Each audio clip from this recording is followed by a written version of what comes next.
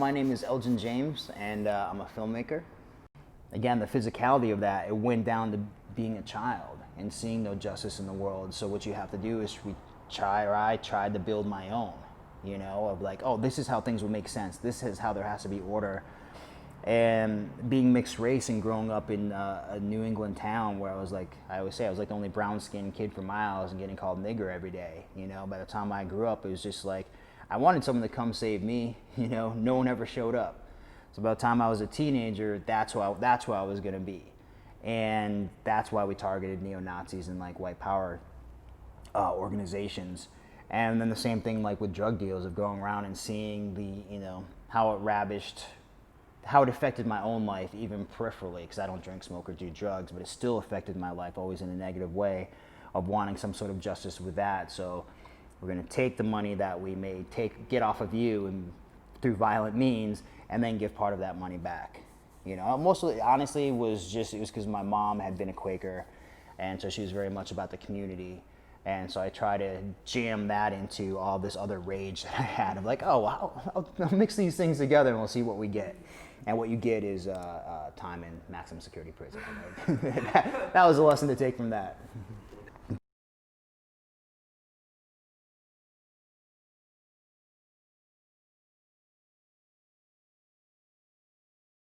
Being straight edge is abstaining from drink, drugs, or alcohol. And I didn't learn it through punk rock, even though I was punk rock. It was funny.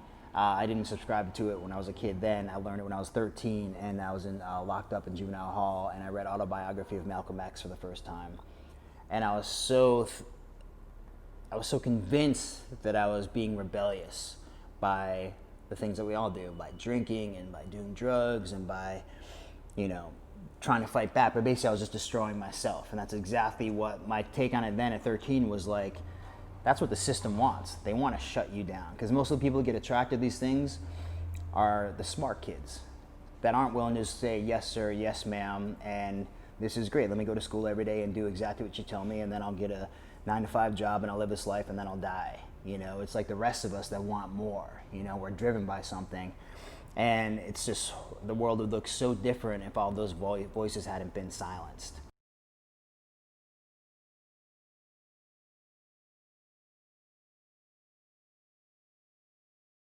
I mean, it really goes both ways, because the problem is there's so much information in the world that there's no room for anything gray. It's always black and white.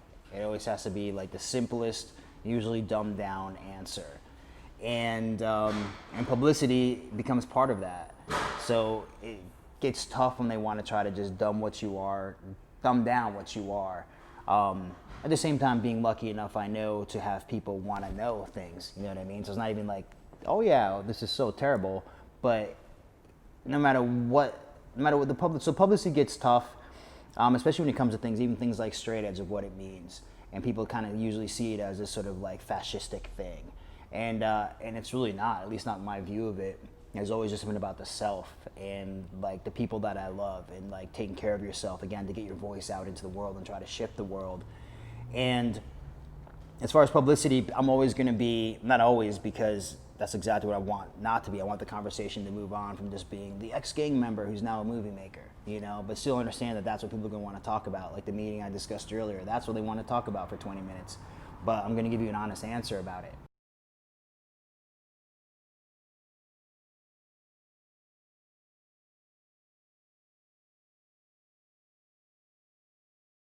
Yeah, it did in the moment, but like once and where I was, like we didn't step outside for like a year.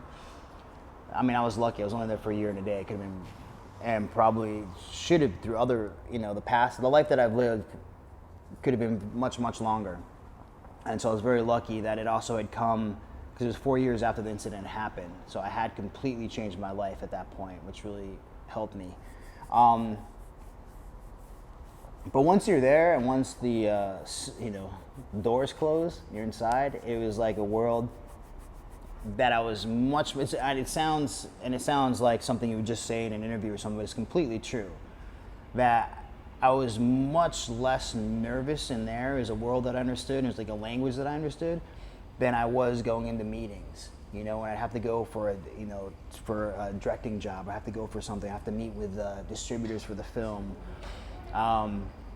That was much more terrifying to me. That was like so new, you know, and didn't feel like I belong. I still don't feel like I belong. You know, go somewhere and you're waiting for a meeting and somehow you're at the Chateau Marmont and I just feel like everyone's thinking I'm gonna steal the silverware, you know what I mean? Or like touch everything and get it dirty.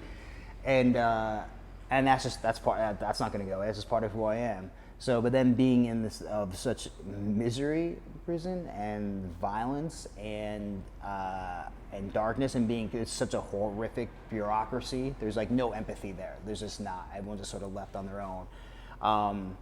Felt that's what I was used to, and it wasn't that obviously I was nervous. You're going to prison. You're nervous. You know, it's like, again, I would say it's like the first day of school. Like, who am I going to sit with?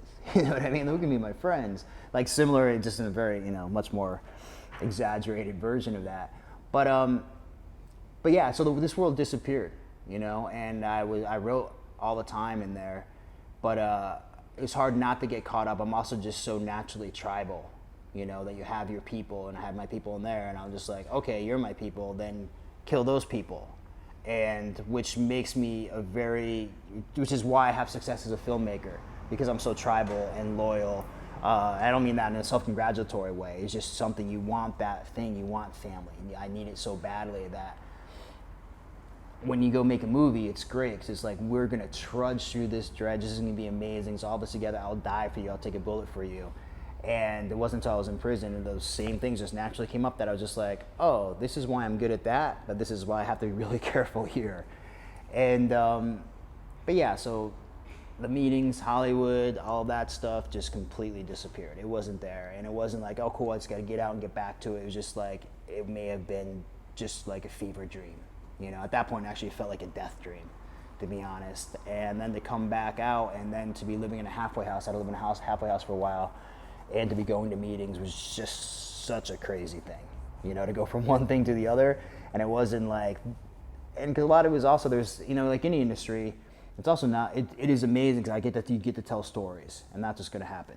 Genesis for you. Like, you're going to go there, you're going to get to tell stories, it's great, and you have to be very careful about who wants to lift you up to tell the best story so you can tell the story, and who wants to suck the marrow from your bones. So it's still always this thing you have to go. And you find the right people, man. They're just there. You just have to be open to it. You know, I was even getting out, and people were just like, this is so amazing, you're up for this, you're in a halfway house, what is prison like? You know, and trying to suck the marrow from my bones. And I'm like, this is great for you, because you get to go home in your Tesla, you know, and live in the Hollywood Hills. I'm like, I'm going back to El Monte in a room full of like 6 people, and just disgusting. And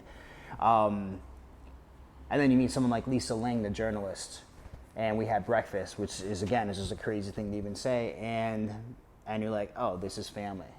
You know, she's just family. And then we like came up with an idea for a TV show, then you have a collaboration. So it's always the things of trying to figure out like friend or foe. It's just the same thing on the street.